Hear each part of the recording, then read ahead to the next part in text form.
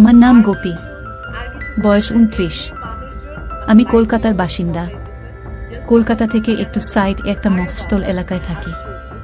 বাড়িতে আমার বাবা মা আর একটি বোন আছে। বোনের বয়স 19-এর মতো। সিটি কলেজে ফার্স্ট ইয়ারে পড়ে। দেখতে হেভি সুন্দরী, খুব ফর্সা, শরীর স্বাস্থ্য মোটামুটি। আমি আমার বোনকে ছোটবেলা থেকে আস্তে আস্তে বড় হতে দেখেছি। 13 বয়সের পর থেকে ওর ক্রমশ বৃদ্ধি পাচ্ছিল। আমার দেখে খুব লোভ হতো, মনে হতো যদি পেতাম একবার। আস্তে আস্তে যত বড় হচ্ছিল আমার লোভ তত বৃদ্ধি পাচ্ছিল। আমি ইয়ার্কি মেরে ওর সঙ্গে মজা করতে করতে ওর গায়ে হাত দিতাম। এটা প্রায় আজ থেকে মাস 6 আগে, কিন্তু সে কাহিনী তোমাদের পরে শোনাম। কিন্তু আজ যেটা বলবো সেটা হলো এইমাত্র কাল আর পরশু যা ঘটেছে। এটা আমার জীবনের একটা অনন্য অভিজ্ঞতা। রবিবার আমাদের গ্রামের বাড়িতে একটা বিয়ে বাড়ির নেমন্তন্ন ছিল। আমাদের সকলের সেখানে নিমন্ত্রণ ছিল, কিন্তু বোনের প্রথম বর্ষের এক্সামের তৈয়ারি নেওয়ার জন্য ও বলল যেতে পারবে না। আমিও বললাম আমার অফিসের কাজ আছে, তাই যেতে পারবো না। মা আর বাবাকে বললাম তোমরা দুজনে যাও, আমি আর সুমনা বাড়িতে আছি। ওরা রাজি হয়ে গেল। শনিবার বিকেল বেলায় বাবা আর মা চলে গেল। আমি আর সুমনা বাড়িতে রইলাম। বোনের সঙ্গে মস্তি করে করে সন্ধে বেলায় আমি বেরলাম আড্ডা মারতে। আমার 2 বন্ধু রাহুল আর পঙ্কজ ছিল সেদিন। রাহুল একটা কোম্পানিতে ইঞ্জিনিয়ার, পঙ্কজ ছোটখাটো ইলেকট্রিকের দোকানে কাজকর্ম করে। লেখাপড়াও বেশি দূর করেনি, কিন্তু আমাদের সঙ্গে পড়তো বলে বন্ধুত্ব আছে। আমরা একটা জায়গায় আড্ডা মারতে মারতে বিয়ার খাচ্ছিলাম। বসে বসে গল্প করতে করতে আমি বললাম, আচ্ছা আমার বোন সুমনাকে তোদের কেমন লাগে? ওরা তো অবাক হয়ে গেল। আমি একটা দাদা হয়ে নিজের বোনের সম্পর্কে এরকম বলছি শুনে। ওরা প্রথমে বলল ভালো। আমি তারপর ওদের ভেতরের ভয় কাটানোর জন্য বললাম, ওকে কাছে পেলে তোরা কি করবি? তখন তো সবাই হতভম্ব। তারপর কিছুক্ষণ পরে পঙ্কজ বলল, আরে ভাই তুই রাগ করবি বলে বলতে পারিনি, কিন্তু আমার তো হেভি লাগে। ও যখন কলেজ যায় আমি দোকান থেকে ওকে দেখি, যা লাগে না ওকে দেখতে। কতবার তোদের বাড়িতে ইলেকট্রিকের কাজ করতে গিয়ে দেখেছি। একটা সুযোগ করে দে না ভাই, তোর যা লাগে দেব।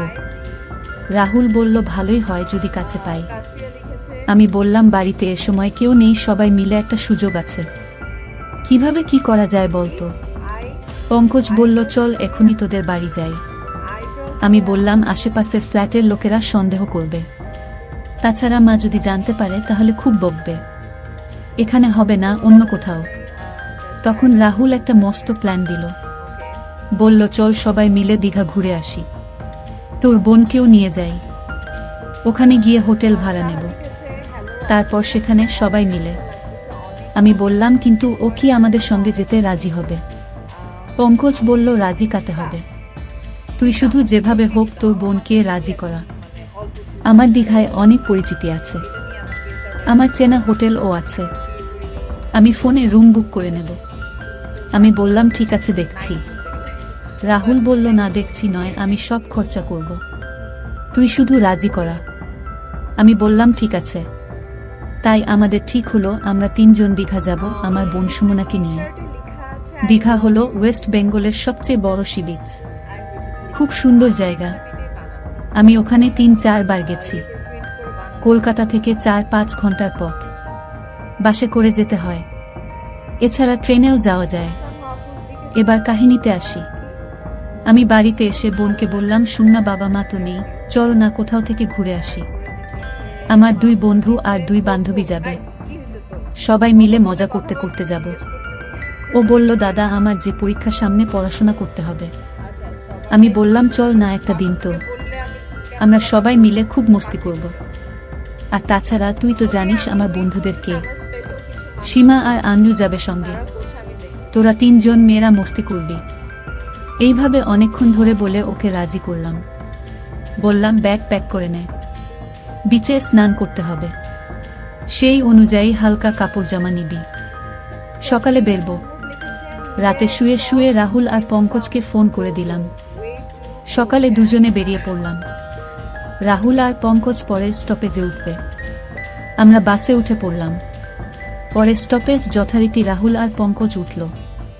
বোনের পাশে আমি বসেছিলাম।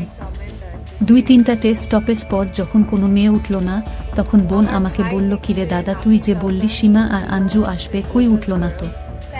আমি বললাম, ওদের বাড়িতে কি প্রবলেম হয়েছে তাই আসতে পারেনি। বোন তো চিন্তায় পড়ে গেল, বলল, তাহলে কি হবে? আমি বললাম, চিন্তার কি আছে, এই তো আমরা 3জন আছি, 4 জনে মস্তি করব। বোনকে খুব চিন্তিত দেখালো। রাহুল আর পঙ্কজ ওর সঙ্গে গল্প করতে লাগলো। বাস দীঘা পৌঁছালো 12টা নাগাদ। আমরা সবাই বাস থেকে নেমে হোটেলের দিকে রওনা দিলাম। পঙ্কজ আগে থেকে হোটেলে রুম ঠিক করে রেখেছিল। গিয়ে দেখলাম খুব কনজেস্টেড জায়গায় হোটেলটা। ছোট ছোট খুপড়ি খুপড়ি রুম, খুব একটা পরিষ্কার নয়। আমি বললাম, এইরকম জায়গায় কেন ঠিক করলি? কোনো ভালো জায়গায় ফ্যামিলি হোটেল পেলি না? পঙ্কজ কোনো উত্তর দিল না।